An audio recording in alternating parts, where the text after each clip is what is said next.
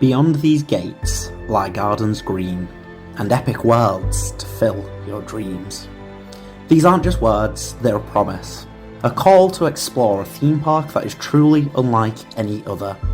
An invitation to dance amongst the constellations, to be swept up in a narrative of truly epic scope, and to experience living lands with story oozing from every corner. Hello there, I'm Toby, and I'm here to invite you to journey to a place where Vikings roam, monsters roar, and magic is at your fingertips. Welcome to Universal's Epic Universe.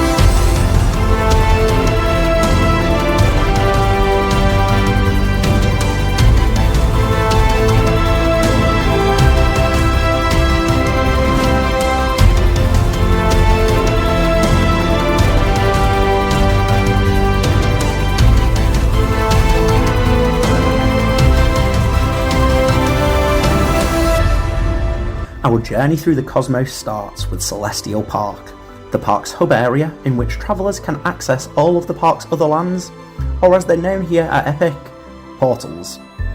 Within the lore of Epic Universe, Celestial Park is a wondrous realm outside of the bounds of time and space. Visitors can reach Celestial Park through portals, the first of these being the Kronos, the iconic green spire at the park's main entrance. It spins and spirals and comes to life at different intervals throughout the day.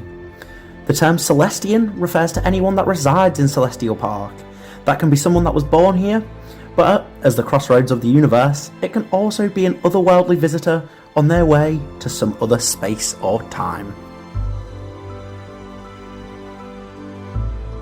There are two attractions that reside within Celestial Park. First up, we have Constellation Carousel, where riders of all ages can board a physical manifestation of their favourite star system and rise up and down, twirl around and around in time with the gorgeous Celestial Park fanfare.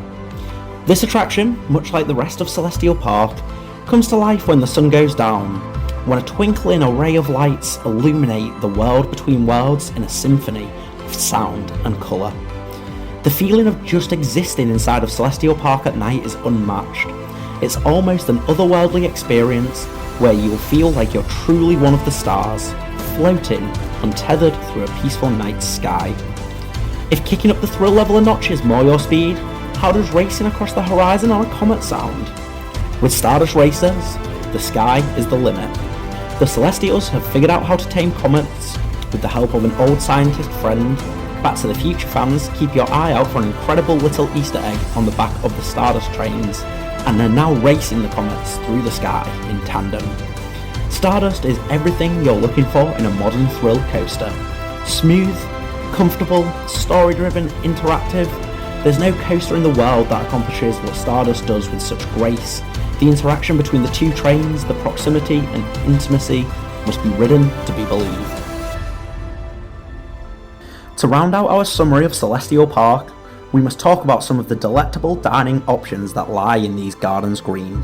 We tried Pizza Moon, the Blue Dragon Pan-Asian restaurant, and the Meteor Astropub, and were blown away by each option that we sampled and by the attention to detail that carries through into even the restaurants, where the lore isn't forgotten, but built upon in surprising and exciting ways. Pizza Moon is a Victorian paper theatre brought to life on a scale never before seen, offering some of the best pizza this traveller has experienced in this galaxy or any other. The Meteor Astropub offers a great range of grabbable sandwiches and quick eats, set in a glorious location overlooking the Cosmos show fountain. And lastly, the Blue Dragon Pan-Asian serves up table service eats in a neon setting. Our food and service here was exceptional, elevating far beyond any theme park dining setting I had previously experienced, and was a great way to slow down, relax, and just soak in great food and vibes. It's now time to venture beyond Celestial Park, and if we head clockwise around the park, we'll get to our first portal beyond the Kronos. It's time to join our favourite Italian plumbing duo and venture into Super Nintendo World. Here we go!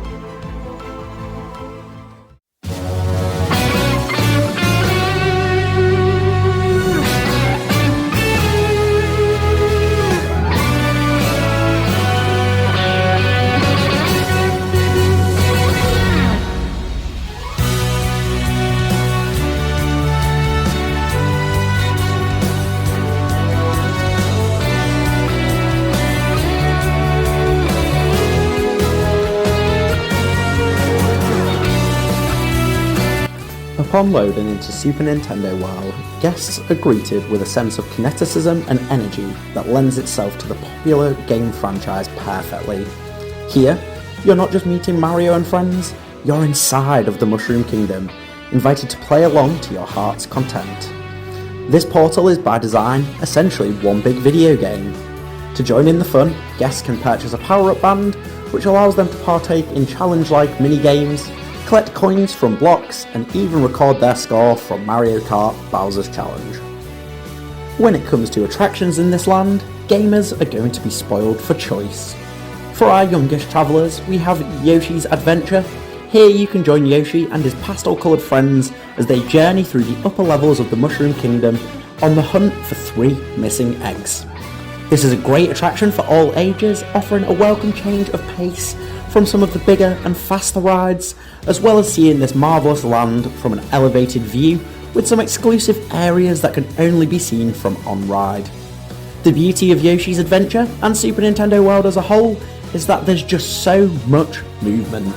It truly feels that wherever you're looking, you're witnessing some new and exciting detail, everything keeping within that classic Mario feel, yet fully fledged and bursting with life and colour.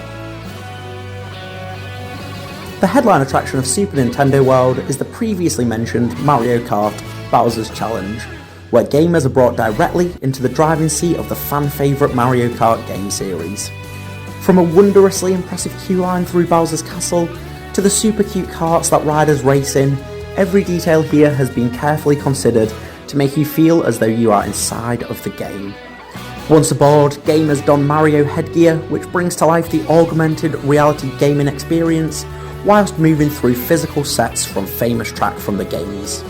It's impressive on both levels, whether playing along with friends and family to beat the other kart that you're in competition with, or just sitting back and soaking up the giant turtle-sized scenery. A race aboard Mario Kart Bowser's Challenge is not to be missed. If we venture just slightly beyond the rolling green hills of the Mushroom Kingdom, we'll get to Donkey Kong Country, home to the giant ape himself, as well as the final attraction in Super Nintendo World, Donkey Kong Minecart Madness. This is a roller coaster unlike any other, where guests board 4-person minecarts that are capable of jumping gaps in the track, over wooden spikes, and even skirting along the water, just like in the games. You'll also get to meet both Donkey and Diddy Kong on their quest for the elusive golden banana. This attraction is a whole load of fun, and again suitable for almost all ages. A word of warning to the wise, however, due to its huge popularity and relatively low capacity, Donkey Kong's Minecart Madness can attract some of the longest queues in the entire Universal Orlando Resort.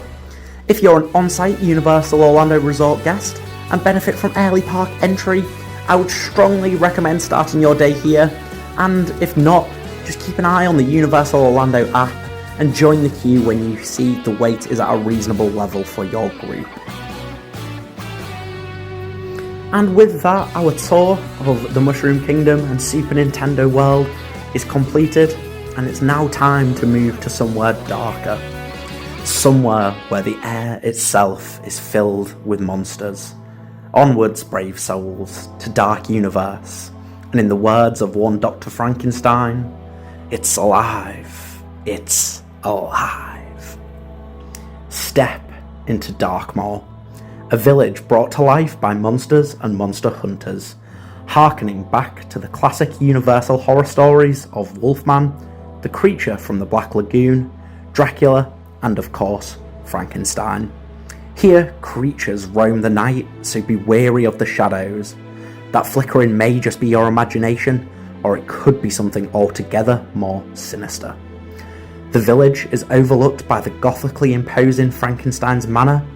Victor is long dead in this universe, but his great-great-granddaughter Victoria has recently moved in, keen to restore her family's legacy. Let's just say, I'm sure the results of that will be monstrous.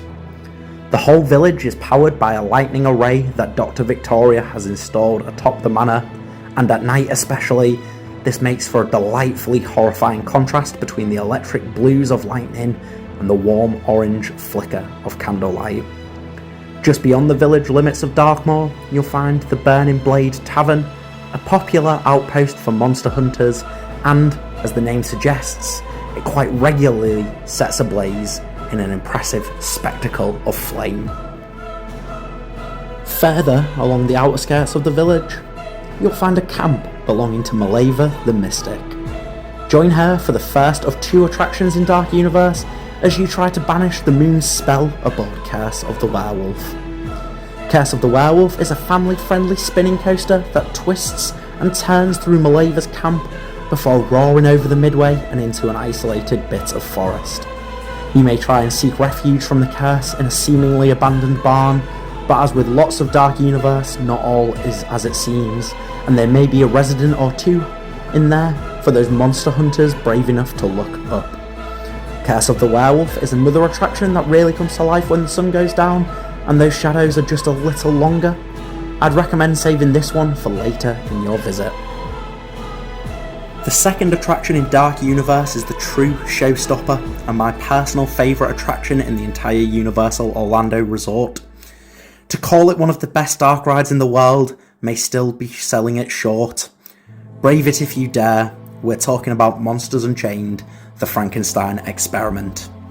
It's here aboard Monsters Unchained that all of the story that Darkmoor has been teasing you with is brought to life in a gothic, stylish and horrifying fashion.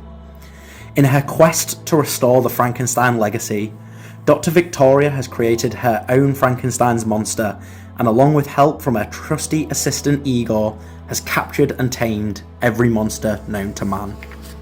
All except one, Dracula. After winding through the manor itself in a queue full of clever details and glimpses of story, guests are invited to tour the catacombs aboard a catacomb navigation device controlled by Igor.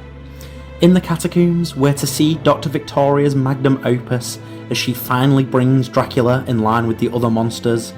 Well, no spoilers, but I'm sure you can imagine that doesn't go so well. Throughout Monsters Unchained's lengthy ride time, you'll come across gargantuan environments that must be seen to be believed, as well as some of the most advanced audio animatronics ever built. The speed and the fluidity in which these creatures can move is nothing short of spectacular, and just one ride on Monsters Unchained, the Frankenstein Experiment, will have you howling at the moon in both glee and terror. Well, brave souls, we survived our tour of Dark Universe. Let's now cast our way over to somewhere entirely more magical, where the streets of Paris are alive with spells and sorcery. It's time to close your eyes, for in dreams we enter a world that is entirely our own. 1920s wizard in Paris. What a time to be in this magical world. Here you'll find yourself at an intersection of 5 full-sized Parisian streets where the sheer scale will blow you away. Much like with Diagon Alley or Hogsmeade, here witches and wizards can visit a wand maker and purchase a wand to bring this world to life. Keep an eye out for many fantastic beasts within shop windows and even an interactive portrait or 2. Who knows what mischief or magic your next spell will bring. The circus has rolled into town, so if you're looking for a show full of tricks, illusions, groundbreaking special effects, and maybe just a little bit of magic, Le Cirque Arcanu is not to be missed. This is a show you'll enjoy more the less you know about it going in. but your jaw will genuinely be dropped by this heartwarming tale where charm, character and heart come together to pull out all of the stops and redefine what theatre in a theme park setting can be. The headline attraction of Wizard in Paris, and arguably the Universal Orlando Resort as a whole, is Harry Potter and the Battle at the Ministry. This innovative, never-before-seen ride system invites guests aboard an enchanted elevator inside the Ministry of Magic on the very day Dolores Umbridge goes on trial. Before guests even arrive at their elevators, they'll pass through the Metro Flue, cleverly transporting guests from Paris to the British Ministry, and then pass through one of the most show-stopping queues ever built for a theme park attraction. You'll see the atrium of the Ministry, complete with an enchanted ceiling and golden statues, then pass through the back offices before your ride truly begins. Again, we're going to be keeping largely spoiler-free here, but the size of the sets and the seamless way that screens interact with animatronics and the physical environments around them here is absolutely immense. It's truly in a class of its own and is an absolute must for any theme park or Harry Potter fan alike. Again, this attraction is hugely popular, so I would recommend doing it first or keeping an eye on the Universal Orlando app to join the queue when it drops to a reasonable level for your group. And with that, our foray into the Wizarding World wraps up, and it leaves us with just one final portal to visit. Grab your riding gear and get ready to take to the skies in Isle of Berk, because we, my friends, have dragons. How to Train Your Dragon, the Isle of Berk, may be my favourite land in all of Epic Universe. There's just something very wholesome about the lovable dragons and hapless Vikings that inhabit this land, and Berk translates very well from screen to reality. When guests first enter the land, they're greeted by a huge lagoon plucked straight from the movies, complete with a huge fire-breathing stone dragon and Viking. Berk is fairly sprawling too, inviting guests to explore each little corner and Viking encampment they come across. There are dragons hidden absolutely everywhere, so make sure you're checking inside of barrels and always looking up. You're never too far from a scaly friend. As the land's centrepiece, you'll find the Mead Hall restaurant, topped with a towering spire, and all the way at the summit, Gothy's hut. There are attractions aplenty in the Isle of Berk, suitable for Vikings of all ages. Young Vikings can run amok in Viking Training Camp, a sprawling multi-level play area that teaches little ones about various different species of dragon. For theatre fans, we have The Untrainable Dragon, another stunning show centred around an out-of-control dragon that even Hiccup cannot tame. This one is not to be missed and will tug at even the coldest of heartstrings. It's again quite hard to describe without spoilers, but your mind will be blown by the technology and choreography on display here, and it's a rousing, uplifting tale for the whole Viking family to enjoy together. Feeling a little hot on a sunny Florida day? Well, Fire Drill may be the attraction for you. Keeping energetic and enthusiastic dragons poses a fire risk, so it's important that all Vikings know what to do if a blaze breaks out. Here, you'll board a boat and be assigned either Team Roughnut or Toughnut, trying to hit as many targets with your onboard water cannon as possible. If you miss too many targets, or your opponents start doing significantly better than you, you're sure to be in for a soaking. For thrill-seeking Vikings, we have Dragon Racers Rally, where guests train to take part in the famous Viking sport of dragon racing. On board individually controlled ride vehicles, guests must flap their training dragon's wings at the right time. If you master it, you can be in for quite an out-of-control spin. If training to ride dragons sounds a little too intense for you, over at the Haddock Paddock, you can do what we've all dreamed of doing since being very little, and you can meet your very own dragon. What Universal have accomplished with this meet and greet is nothing short of spectacular. The range of motion and emotion these dragons can display is breathtaking, and meeting Toothless is a truly special experience, one I'd recommend to any first-time visitor to the Isle of Berk. We've saved the best until last, Rounding out the Isle of Berk, we have a roller coaster suitable for most of the family. Welcome to Hiccup's Wing Gliders. Here, Vikings are invited aboard Hiccup's new flying contraption so they can soar through the sky with Hiccup and Toothless, but that's made Toothless just a little jealous. He mischievously sends you careening through the Isle of Berk before your wings have been attached properly, skirting along the surface of the lagoon, through the dragon racing stands, over the sheep fields and through canyons filled with Gronkle eggs. This is a real crowd-pleasing attraction, brought together by the smart use of onboard audio to play the wondrous John Powell score as you fly around the land. While spectacular during the day, this attraction is even more magical at night, with nothing but the occasional Viking lantern to light the way. I'd recommend trying to do this attraction at least twice to soak in all of the fantastic details. You'll be sure to leave with a smile on your face and memories to last a lifetime. And that concludes our tour of all of the portals that lie beyond these gardens green. I hope you've enjoyed your time in these epic worlds as much as I have enjoyed guiding you through them. Whilst it's sad our journey together is over, the Celestians have one final portal for you to pass through as you exit through the Kronos, and one last inscription to share. You wonder next which path to chart, the answer lies within your heart.